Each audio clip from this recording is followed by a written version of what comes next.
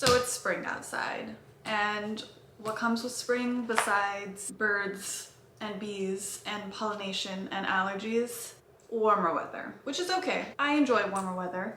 I enjoy the first dip in a river or a lake with the spring weather. I enjoy the first picnic, the first really bad day of allergies where I spend questioning if I've ever been able to breathe out of both of my nostrils at the same time ever. But I also really enjoy leaning into the aesthetic of spring and light academia and cottagecore and reading books that embody spring within one of their themes or their setting or just the overall vibe of the book. So that's what this video is. Book recommendations for spring that fit the light academia cottagecore vibe. Some of the things that I really love about spring and this light academia version of myself is that I lean more towards the things that dark academia tends to shun away. The pastels of life, the blooming flowers of life. Light academia brings more of the softer, dreamier,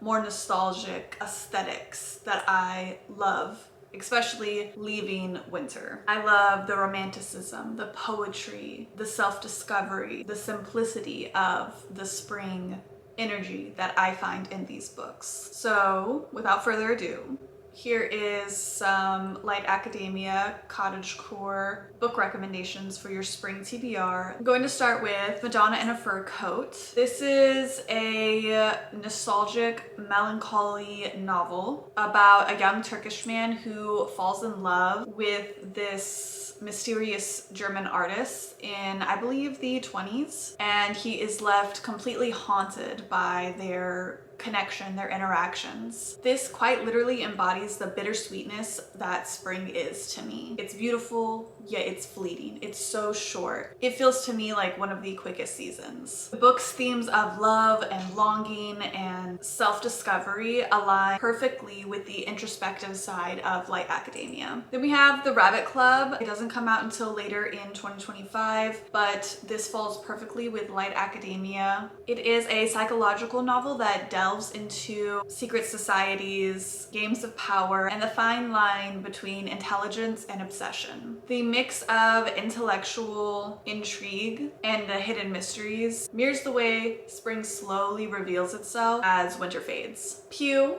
This book is about a stranger with no identity and no voice who's found in this small religious town, and their presence begins to spark conversation about human nature, connection, community, and the unknown. I think this book is great for spring because spring is all about this renewal, bringing in new beginnings and questioning old ways. Pew bringing in the questioning of identity and transformation perfectly matches that spring energy. The Idiot. This is one of those books where I had to sit with it before I really appreciated the beauty of it. This is a coming-of-age novel about a young woman at Harvard, her love for language and her self-discovery. This book wonderfully captures the experience of new beginnings, first times, and the excitement of learning. Anne of Green Gables. This is a story of Anne, who is an orphan. She finds a home at Green Gables, and she ends up falling in love with nature and storytelling. This book literally embodies spring because of Anne's love for flowers and nature and the poetic way that she embraces all of this change in her life. The Secret Garden. This book is about a young girl who discovers a secret garden, and through her nurturing this garden further into the garden's life, into blooming, she heals herself and others around her. The Secret Garden feels like a metaphor for spring. It's all about nurturing, growth, nature, and the beauty of second chances. The Little White Horse. This is a beautifully written fairy tale-like novel about a young girl who starts discovering these secrets about her family's estate. When I read this book, it felt like stepping into this warm, dreamlike, whimsical atmosphere. I just loved it so much, and to me that is what spring is about, where everything is kind of fuzzy and soft and warm and encouraging. Monstrillio. Monstrillio. Now I know what you're thinking, this book does not fit spring, but stay with me, I'm going to tell you why some of its themes are spring energy. This is about a grieving mother who nurtures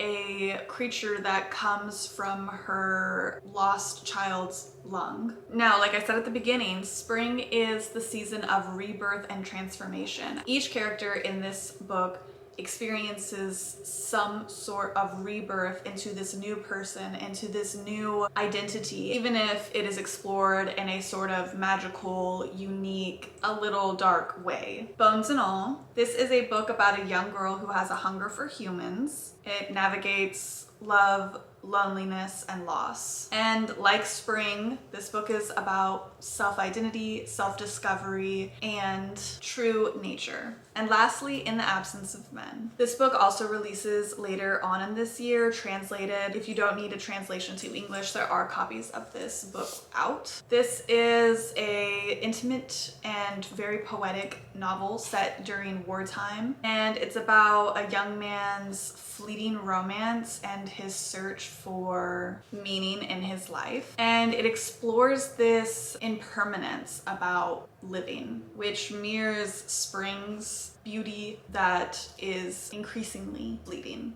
So while not all of these fit perfectly into light academia or cottagecore or even spring's happy-go-lucky flowery vibes, this is a book recommendation video that is loosely based on the energy, the vibes that spring pulls from all of us: renewal, introspection, and beauty. So whether you like more of the poetic intellectual side of this TBR video, or the cozy nature side, or the weird side, hopefully these books will bring you the atmospheric energy of spring and give you a meaningful reading experience. And what are some books that you like to read during the springtime? Bye.